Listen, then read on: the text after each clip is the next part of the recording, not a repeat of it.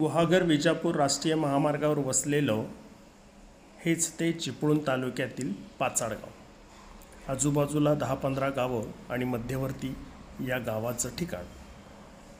जेमतेम 1200च्या आसपास या गावची लोकसंख्या, पण गावात भूगर्भातच पाणी नसल्याचं जलतज्ञांनी सांगितल्यामुळे भीषण टंचाई। अशा वेळेला मुंबई आणि स्थानिक लोकांनी एकत्रित येऊन CCTच्या माध्यमातून गाव जलसमृद्ध करण्याचा प्रयत्न इथल्या गावकऱ्यांनी केला आहे। आमचा पाचाडगाव हा संपूर्ण याच्यामध्ये होता की टंचाईग्रस्त, पण 2018 मध्ये ह्या मुलांच्या लक्षात आलं की ते नाम फाउंडेशनच्या माध्यमातून किंवा त्यांच्या हानीपुरकाच्या टीव्हीवरच्या ज्या गोष्टी बघून ह्या लोकांच्या मध्ये एक संकल्पना आली की आपण पण एका आपल्या गावामध्ये जाऊन की आपल्या वाडीमध्ये जाऊन लोकसहभागातून की आपल्या लोकांच्या सहभागातून आपण पण असं कुठलं तरी कार्य करावं की त्या कार्यामधून आपल्याला आपल्या वाडीला की आपल्या गावाला संपूर्ण ग्रामपंचायतीला त्याचा फायदा होईल। त्या अनुष्ठानाने आमच्या 1918 मध्ये चालू झालेला हा कार्य मध्ये 2 वर्ष आम्ही त्यामध्ये 2018 चालू केलं, मध्ये 2000 कोरोनाचा कालावधी असल्याकारणे आम्ही तो बंद केला। परत आता यावर्षी परत आम्हाला एक आमच्या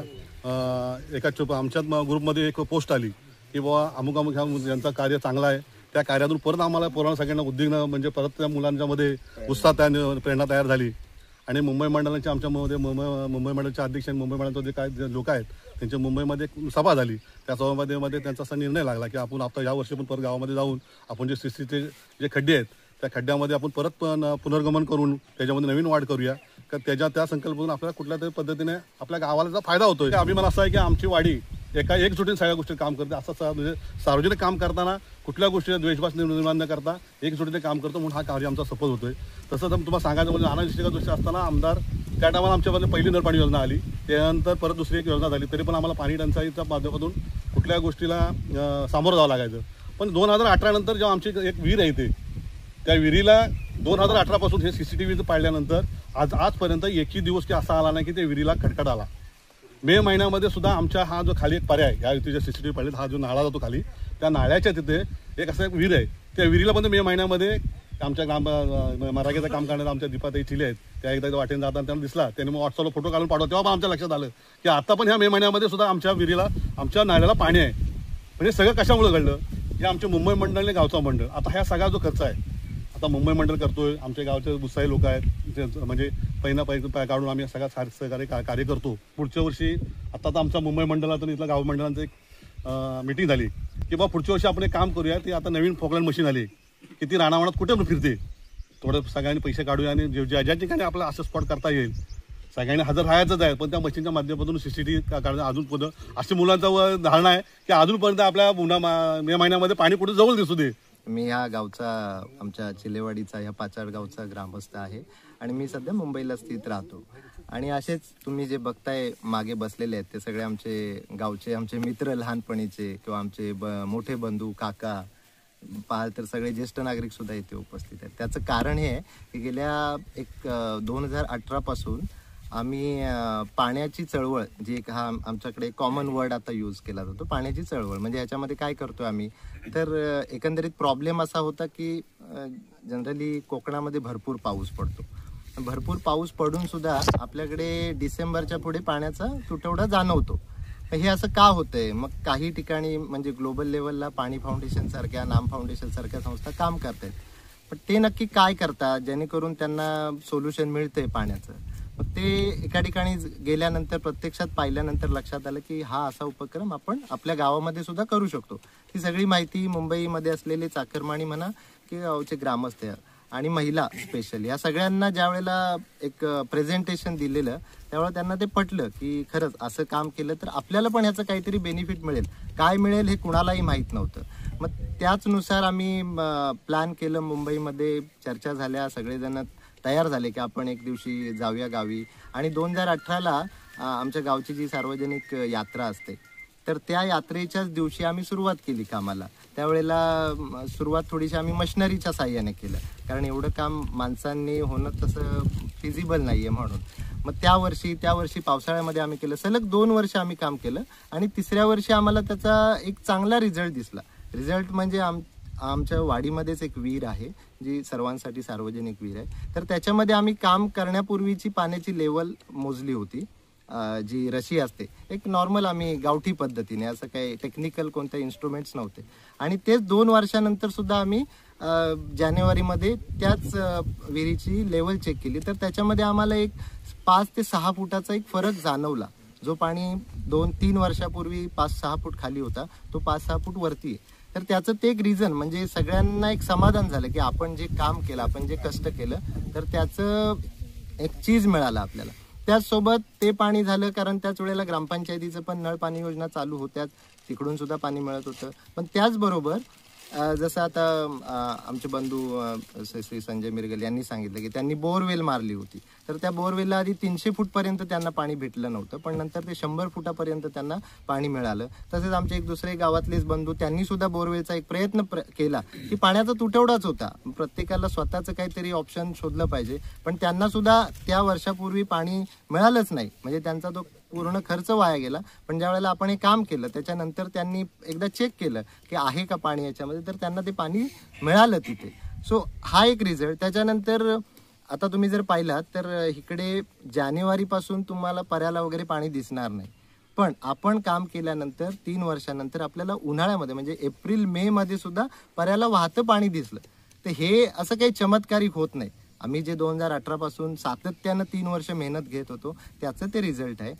2020 नंतर कोरोनाला अख्ख्या जगाला त्याने थांबवलं, ऑफकोर्स आम्हालाही थांबावं लागलं, आणि त्या कोरोना नंतर आमची चळवळ थोडीशी थांबली. परंतु असं झालं की 3 वर्षानंतर बाहेरील गावातील लोक आमच्याकडे इन्क्वायरी करत होती की तुमची ही पाणी चळवळ जी चालू होती त्याचं काय झालं, तुम्ही का करत नाही आहात.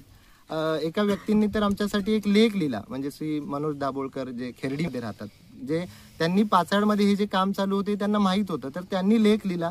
तो लेख वाचल्यानंतर सगळ्यांचंच जरा एक प्रेरणा मिळाली सगळ्यांना की बाहेरच्या गावातील व्यक्ती आपल्यासाठी एखादं लेख लिहू शकते. लेख लिहिण्याचं कारण की आपण जे काम केले ते सक्सेसफुल झाले.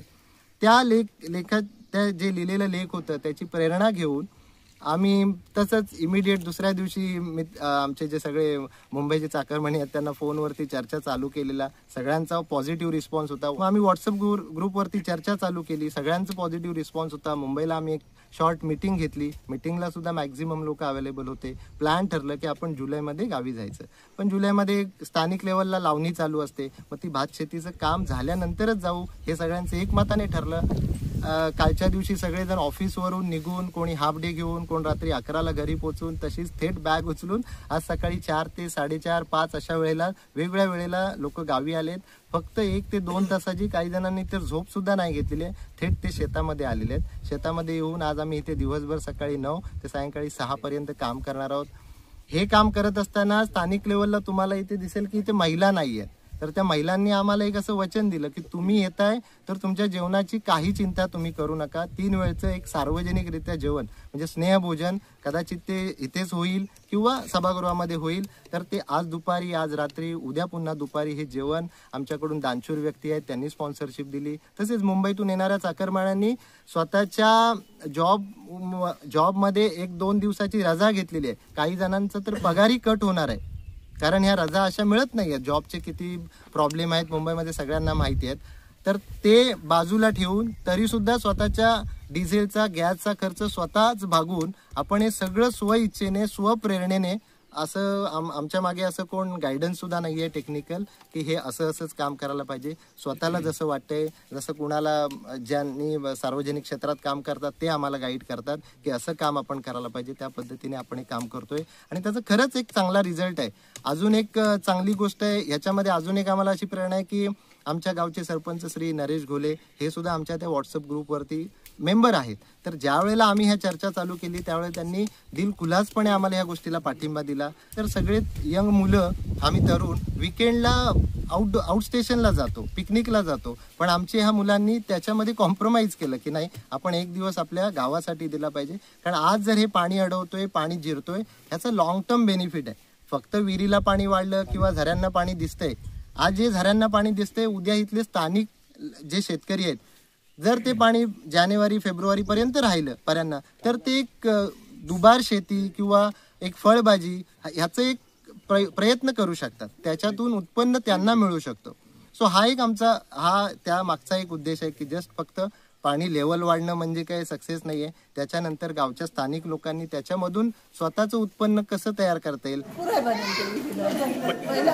सारे उन्हात पाऊस पाणी आमच्या विहिरीला, हे खड्डे पाडले त्याच्या चुक आहे, काहीच नसतं.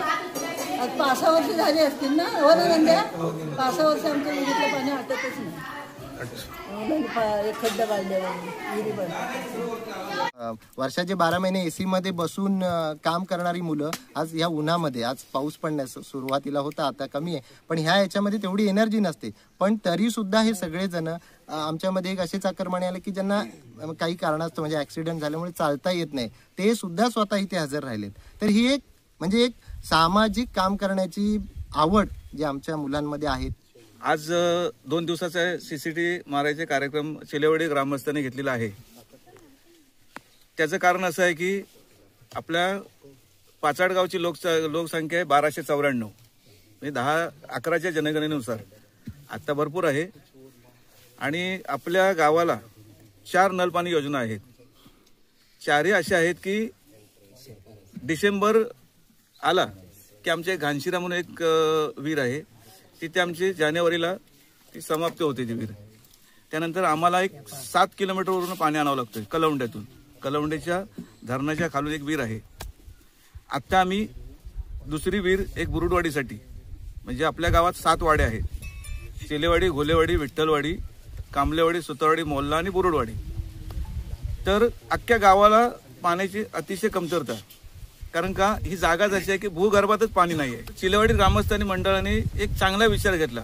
त्याच्या अगोदर आम्ही त्याच्यानंतर 2021ला सह्याद्री निसर्गमित्र संस्था चिपळूण यांच्यामार्फत आम्ही CCTV मारले अख्ख्या डोंगरामधून, पण ते ह्याच्याने JCBने मारले होते. नंतर त्यांचा पूर्ण आम्ही काय परत केलेला नाही.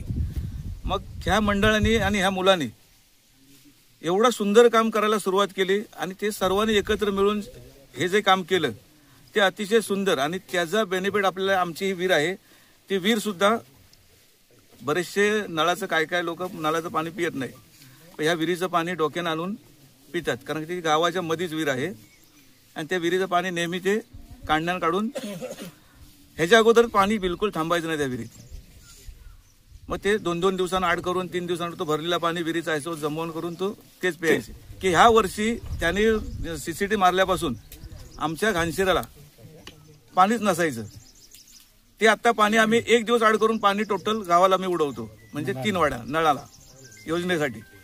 तुम्ही एक पाचाड आंबा म्हणून आहे आपला स्टॉपच्या बाजूला एक पर्याय, त्या पर्याला जर तुम्ही बघितलात तर मे महिन्यात वरनं पाणी वाहत होता, हे कधीच वाहत नव्हतं. आणि ह्या कामगिरीमुळे अतिशय सुंदर ही योजना अखंड गावात जर फिरली तर पाचाडचा भूगर्भ मला वाटतं 100% पाण्यानं भरेल. पूर्ण पाचाड गावामध्ये चिलेवाडी, घोलेवाडी, विठ्ठलवाडी, गोपालवाडी असे एकूण मिळून 110 घरं आहेत. आणि जवळजवळ 300 बिराटो होती, 300 ते 350. ह्या लोकांना सगळ्यांना एक जवळपास एक विहीर आहे आमची. ती विहिरीला जवळजवळ फेब्रुवारीमध्ये पाणी टंचाई व्हायची. हे 2018 पासून हे आम्ही खड्डे पाडल्यापासून त्या विहिरीला पाणी आता पुढच्या पावसापर्यंत त्या विहिरीला पाणी असतं. म्हणजे हे अशाच पद्धतीने सगळे हे फरक पडले 2018 पासून. आणि हे चांगला संकल्प आहे, चांगली मोहीम आहे, त्याच्यासाठी हे सगळे लोक कामं करतायत. आणि 8 ते 10 दिवसात तो सक्सेस करण्यासाठी आज मुंबईला जवळजवळ 35 कर्मचारीच म्हटलं तरी चालेल, कर्मचारी आमच्या गावातले स्थानिक सुपुत्र सर्व चाकरमाने आलेले आहेत. आणि पूर्ण चिलेवाडी ग्रामस्थांनी पूर्ण 100% ह्या कार्यात उतरून, स्थानिक लोकांनी उतरून हा कार्यक्रम सक्सेस करायचा प्रयत्न केला. आतापर्यंत सक्सेस झालेला आहे. 50 एकर जागेत आता आमचे हे आमचे फक्त CCTVच नाही, खाली पुढे आम्ही त्या 2018 साली 10 बाय 10चे आणि 10 फूट खोल असे जवळ 10 ते 12 खड्डे पाडलेले आहेत. म्हणजे छोट्या विहिरीच थोडक्यात म्हटलं, तिथे अजून पण चालू आहेत. अनेक लोकांना आम्ही विनंती करेन जागेवाल्यांना की आम्हाला तुम्ही सहकार्य केलं तर तुमच्या जागेत आम्ही विनामूल्य काम करायला तयार आहोत.